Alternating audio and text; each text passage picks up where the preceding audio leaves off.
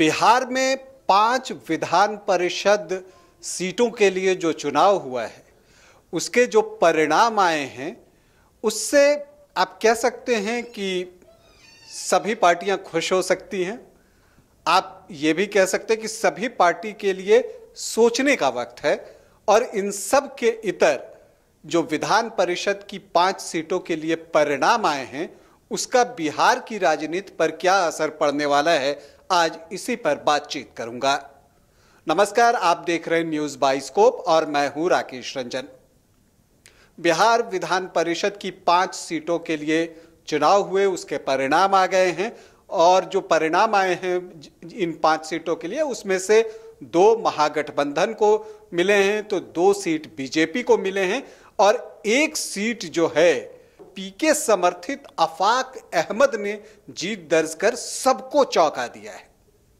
कैसे क्या कुछ हुआ ये बताऊं आपको। अगर सारण की हम बात करें तो जो सारण शिक्षक निर्वाचन क्षेत्र है, वहां से पीके समर्थित जो प्रशांत किशोर हैं, उनके समर्थित आफाक अहमद ने जीत दर्ज की है और ये जीत जो है बिहार की राजनीति पर बड़ा असर डाल सकता है, क्योंकि इस जीत का जो आप कहते हैं प्रभाव है, वो सिर्फ सारण भर ही रहेगा या वो बढ़कर चंपारण तक पहुंच सकता है, ये देखना दिलचस्प होगा। और इनसे भी इतर एक बात अगर मैं कहूं तो वो ये देखने को मिलता है कि अगर यहां पर हम बात करें महागठबंधन की या हम बात करें बीजेपी की, दोनों ही दलों के जो प्रत्याशी रहे वो पीछे छूट गए।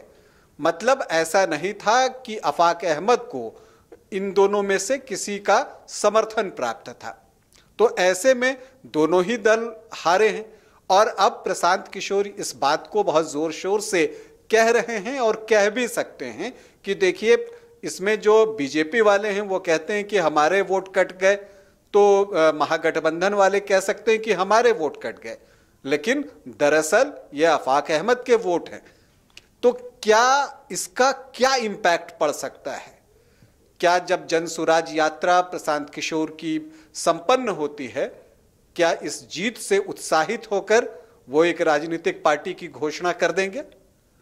देखना है, इस पर हम आगे बातचीत करेंगे। आगे बढ़ते हैं और सारण की ही दूसरी सीट की बात करते हैं। और जैसा मैंने कहा कि खुश होने की बात सभी के लिए है, तो बीजेपी के लिए खुश होने की बात यह है कि उसने गया से 2 सीट हासिल किए और जो ये 5 सीट थे उसमें उसके पास सिर्फ 1 सीट ही था, तो अब उसके 1 सीट और बढ़ गई है, तो बीजेपी इससे खुश हो सकती है। बीजेपी इससे भी खुश हो सकती है कि विधान परिषद की वो अब लार्जेस्ट पार्टी बन गई है, तो ये भी उसके लिए बड़ी खुशी की बात है। दूसरी तरफ महागठबंधन और जदयू इस पर खुश हो सकता है कि देखिए, हमने जो है कोसी में और सारण का जो स्नातक निर्वाचन क्षेत्र है वहां पर एक तरफा जीत दर्ज की। और ये जो सोचने की बात मैंने कही कि सभी के लिए है, तो यहां पर बीजेपी को ये सोचने की जरूरत है कि कोसी में इतनी जो पराजय है उसकी, इतनी जो आप कह सकते हैं कि तगड़ी डिफीट उसे क्यों मिली, ये सोचने की जरूरत भाजपा को भी है कि उसका प्रत्याशी तीसरे नंबर पर कैसे चला गया। तो सबके लिए है। अब अगर हम इम्पैक्ट की बात कर रहे थे, तो जैसा मैंने आपको शुरुआत में बताया कि सारण शिक्षक निर्वाचन क्षेत्र से आफाक अहमद ने जीत दर्ज की, तो सारण स्नातक निर्वाचन क्षेत्र से आपको वीरेंद्र नारायण यादव जो कि जेडीयू के हैं, उन्होंने जो है जीत हासिल की है और एक बड़ी जीत हासिल की। प्रथम वरीयता के वोटों में ही वो जीत गए और एक तरह से आप कह सकते हैं कि ये एक तरफा जीत रही।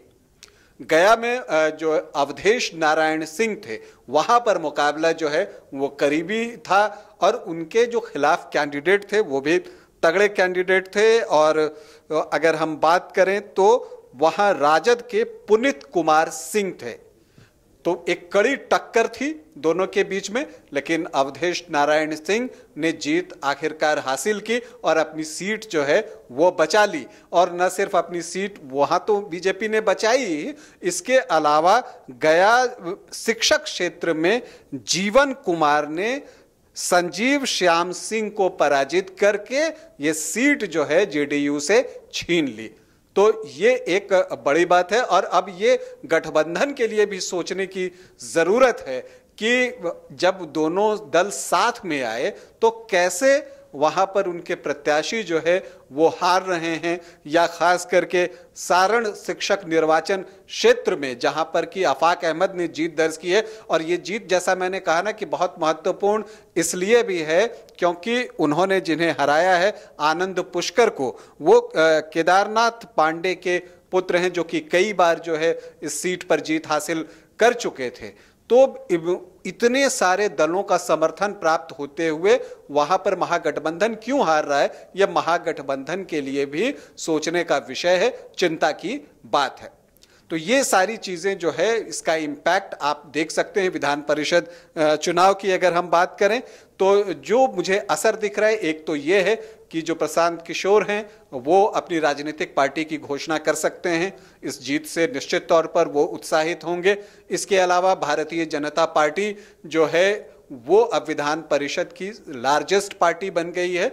इससे पहले तक जो है जनता दल यूनाइटेड जो है वो विधान परिषद की लार्जेस्ट पार्टी थी, और उस समय जो है, अब अगर हम स्थिति देखें तो जेडीयू घटकर 23 और बीजेपी जो है ये 24 हो गया है। तो लार्जेस्ट पार्टी जो है विधान परिषद में, जहां की 75 सीटें हैं, उसमें Bharatiya Janata party largest party हो गई है।